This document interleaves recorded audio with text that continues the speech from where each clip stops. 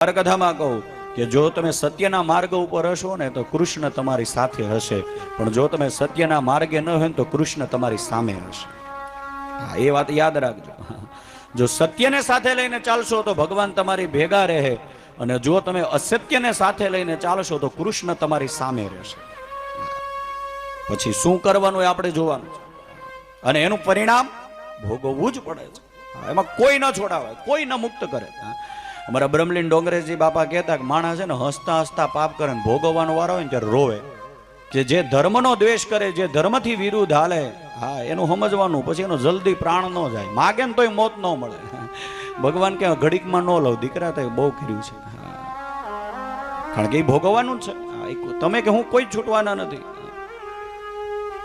કારણ કે કર્મ પ્રધાન વિશ્વ કરી રાખા, જો જસ કરહી કોઈ વહી ફલ ચાખા.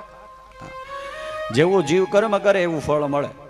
હા, આજે નહીં તો કાલે, કાલે નહીં તો પરમ દિવસે, પણ વહેલા મોડું મળવાનું મળવાનું મળવાનું ને મળવાનું.